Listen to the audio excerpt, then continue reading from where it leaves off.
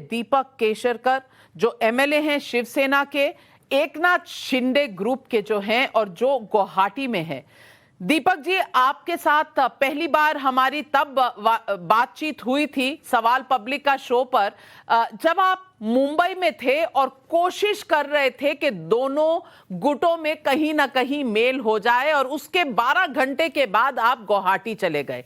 आज मैं आपसे पूछना चाह रही हूं कि गुवाहाटी से मुंबई कब लौटेंगे और फ्लोर टेस्ट की पेशकश होगी कि नहीं, क्योंकि सुप्रीम कोर्ट के कई ऐसे जजमेंट्स हैं जिसमें कहा गया है कि जो भी गुट समझता है कि वो पावर में आएगा या जो है उसे फ्लोर पर अपनी स्ट्रेंथ प्रूव करनी पड़ेगी।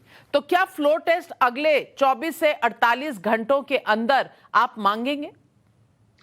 मैडम, 24 या 28 घंटों में मांगेंगे मुझे मालूम नहीं है, लेकिन जल्दी से जल्दी ये प्रोसीजर होनी चाहिए। और ये सब लीगल क्वेश्चंस है, तो जो ज्येष्ठ विधिज्ञ हैं उनके साथ चर्चा की जाएगी, स्ट्रेटेजी डिसाइड की जाएगी, और उसके बाद हम लोग जरूर मुंबई आएंगे। जाना तो मुंबई है, फ्लोर टेस्ट, और जैसे ये राउत साहब बोल रहे थे, ऐसे रास्ते पे कोई मुख्यमंत्री तय नहीं होता, कोई सरकार तय नहीं होती, वो तो फ्लोर ऑफ द हाउस पे ही होती है। तो हम लोग ये फ्लोर ऑफ द हाउस पे जाएंगे, अपनी सरकार बनाएंगे और बहुत अच्छा काम महाराष्ट्र में करेंगे। इस वक्त लेटेस्ट क्या स्कोर है आपका? 39, 40, कितने हैं शिवसेना के एमएलएज और कितने निर्दलीय? मैडम, 39 है शिवसेना के जो विधायक थे उसमें से, और रिमेनिंग आर इंडिपेंडेंट्स। एक तो पार्टी के है, जो पार्टी हमको सपोर्ट कर रही थी उसको प्रहार पार्टी बोलते हैं, उनके 2 सदस्य है। तो टोटल हम लोग करीब 51 है, और ये संख्या 2 से बढ़ सकती है शायद। अभी मैं कुछ ये नहीं कह सकता ठीक से, लेकिन शायद 2 से बढ़ जाए। तो यानी कि फ्लाइट में और 2 विधायक बैठ चुके हैं? सॉरी मैडम, मैंने कहा शिवसेना उद्धव ठाकरे जी के 2 और सपोर्टर क्या फ्लाइट में बैठ चुके हैं, गुवाहाटी आ रहे हैं?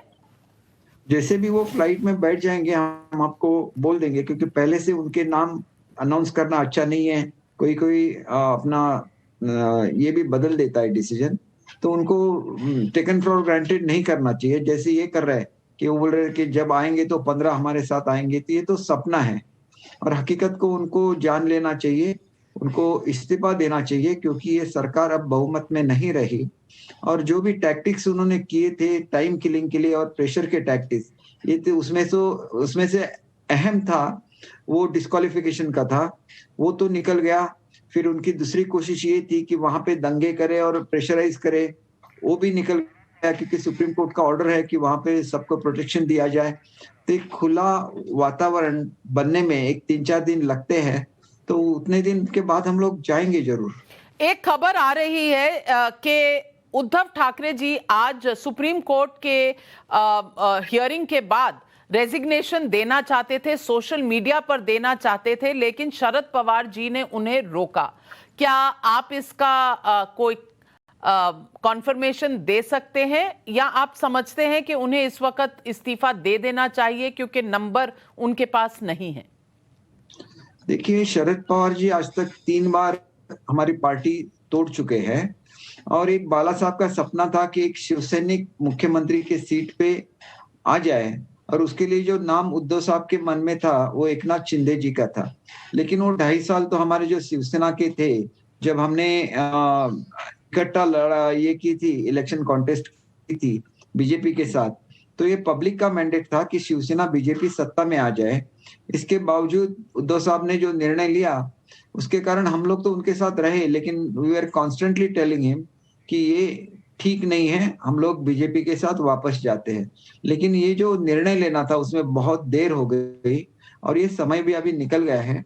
फिर भी मैंने आज ब्लॉग डाला है, उसमें मैंने क्लियरली लिखा है कि आज भी हमारे जो आदरणीय पक्ष प्रमुख है वो निर्णय ले बीजेपी के साथ जाने का, और एक अच्छे ढंग में, क्योंकि ऐसा बोला जाता है everything is well that ends well.